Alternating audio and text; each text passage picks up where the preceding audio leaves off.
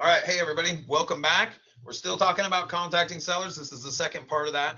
We wanted to break it out and do it a little bit separately because we get the question and we've mentioned it a couple of times like, what's the golden thing? What's the magic words? What is that? Different messages, different things resonate with different sellers. One of the most important things when doing direct mail is to have something that lines up with you. Okay. First, you want to keep in mind what problems are you solving for the seller? What do they want to do? What are the messages that you like? Are you talking to them about getting them top dollar? Then make that the impact. Are you talking about making it really fast and easy for them, taking the stress out of the selling process? Get clear on that. Are you talking to them about creative options that you can provide? Then get clear on that. But understand what's in it for the seller, not what makes you great. That's not what this is. Then, when you identify the problems that you're solving for them, what makes you unique and gives you credibility around those problems? Why should they contact you over everyone else? Lots of agents or lots of people are talking to them about different things. What sets you apart around those specific problems that you're talking about solving? Then the thing that is important to remember and is often overlooked is the call to action. You got to have a close in it. What are the next steps for them? Map it out. They're not experts in this. Map it out for them. Make it really easy for them to know what to do to help solve their problem. Call me for a free consultation. If you'd like our free white paper, email here. I wouldn't do that, but it's an option. I would want to get them on the phone. Call me if you would like to discuss through this. If you have questions, if there's something I can do to help, call me at this phone number. Which brings me to the last piece, contact info. Provide a few options to contact you so that they can communicate how they like to contact or how they like to communicate, and so that they can research you. Really, they want to know, are you trustworthy? Who are you? Why are you calling me about this? And with so much information available online, have a website that you can point them to. Maybe it's a super easy one-page site that they can do. But if they look at you, you want to make sure that your messaging shows that you can execute to this. And keep in mind, Tony Giordano is an agent from California, does a lot of social media stuff for agents. He's written a couple books about it. I was at a presentation that he did. He talked about the importance of speaking to people in the language they want to be spoken to. And we talk about it with mirroring and matching, like meeting people where they are. Same thing. Some sellers want to be on the phone and they would prefer to talk it through with you, and they're really direct, and that's their preferred method of communication. More and more frequently nowadays, people want to text or messenger or something like that. It makes them feel more safer and more comfortable.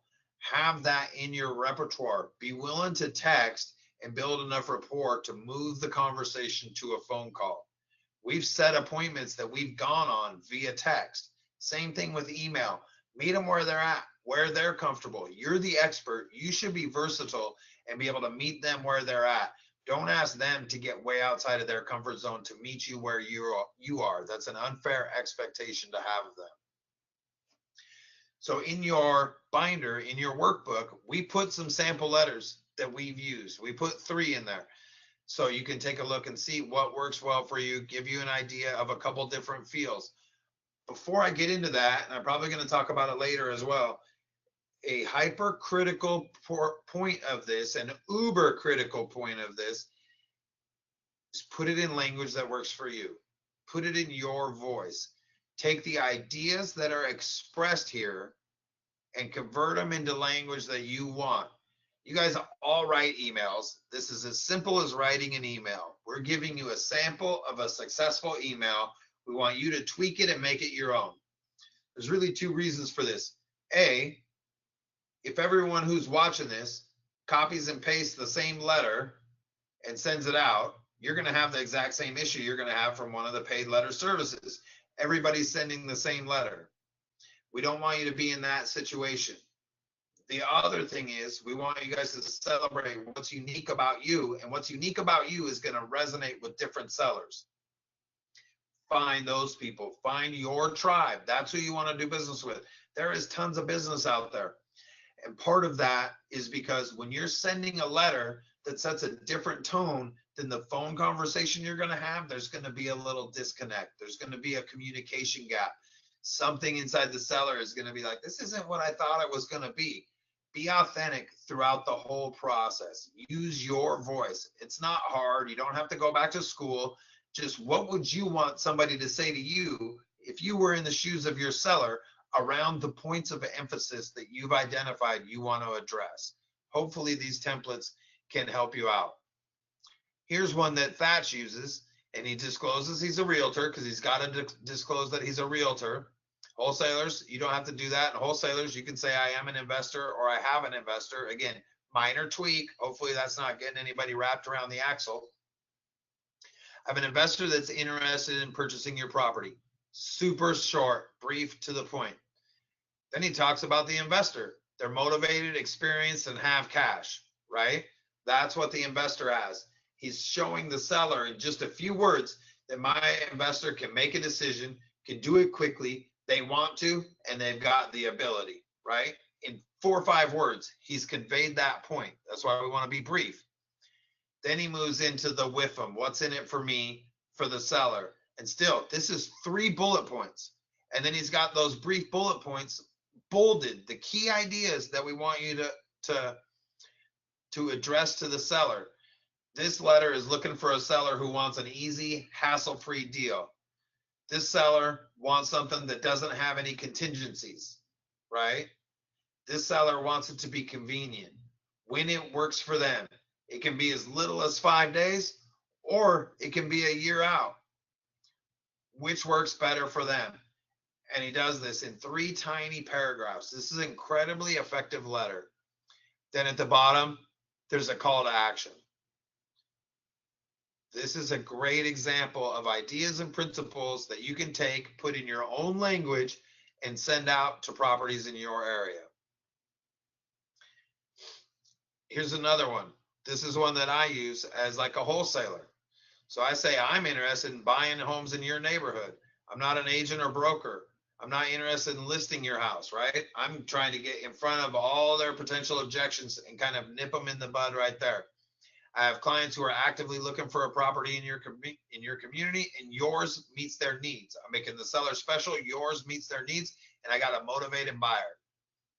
If you're interested in selling the house, I would like to see it. I'm letting them know I need to see it to discuss some of the options I can make available.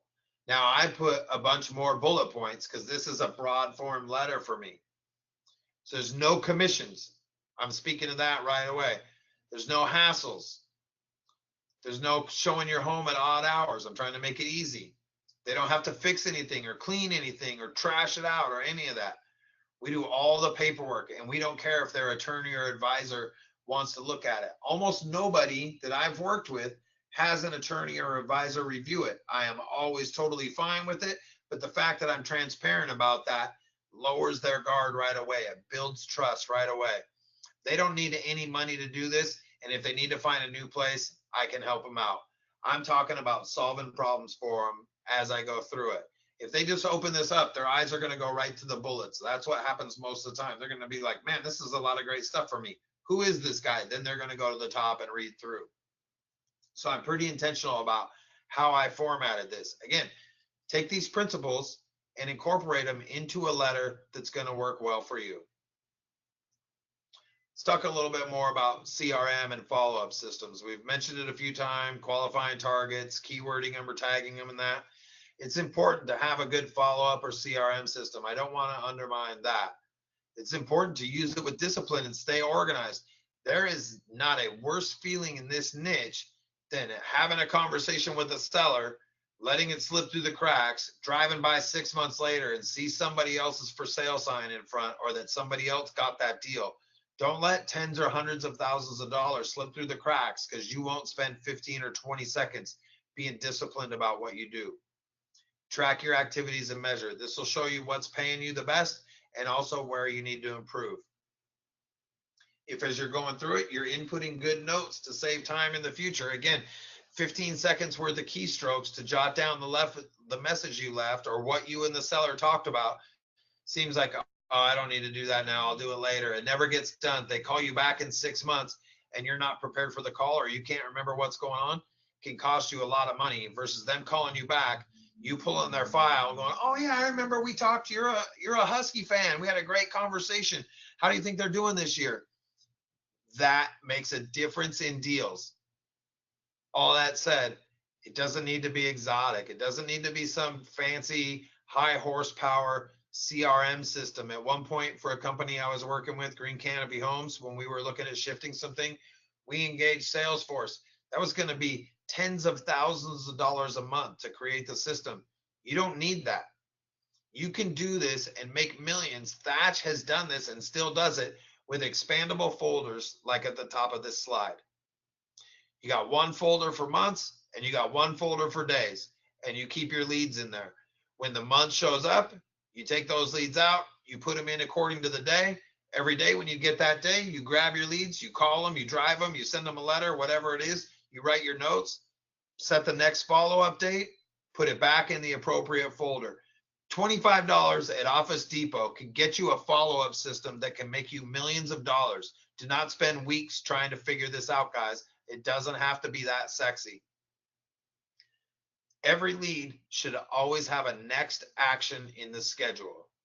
Every lead should have something that you're doing next. Follow up with them, drive them, call them back, do research. There should always be a next action associated with it, whether you're running it out of expandable folders or in a really fancy CRM system like RealFlow or Top Producer or Infusionsoft or whatever it is. Everything should always have a next action. When you show up, you should have a list of stuff to do every day and execute it. You shouldn't have to spend a half an hour trying to figure out what you're doing. Stay organized. That will make you efficient. And then do the actions when they show up. Trust that when you were in the moment during the conversation, you told yourself the next good thing to do. Don't let 30 days later, when that action shows up, your call reluctance, your fear, your, oh, I'm busy today, I can back burner this, dictate what you do. Trust your past self that had the inspiration of the moment to guide your future self and do the actions that it suggested when it told you to. So let's wrap up the contacting sellers. This is an important module. Hopefully you guys got some great tips and tricks out of it. Can't wait to hear your thoughts and feedbacks on the calls and on the Facebook group page. Again, take advantage of us for asking additional questions. What else can we do to help you out? Remember some of these things. Be selective. Don't talk to everyone. That could be another form of call reluctance show up. Oh, this house looks really nice. It could be really easy. These guys look friendly. I'm going to go talk to these neighbors because I don't want to keep going to the other houses. Focus on the things that get you paid, not the things that are easy and distractions. Be opportunistic. If you are at a place and the neighbor's out front gardening or mowing the lawn, feel free to talk to them. They may know somebody else on the street who wants to sell and is ready to sell. Really focus on the best leads and be aggressive on them. Remember, if they're harder for you to find, they're harder for everybody else to find. Celebrate that. Do the work. You've got the skills. You've got the tools. You will find them. You will make deals, and you will help them get on with the next phase of their life. Hope you guys have enjoyed this. We'll see you in the next module. We'll see you in the Facebook group. Thanks.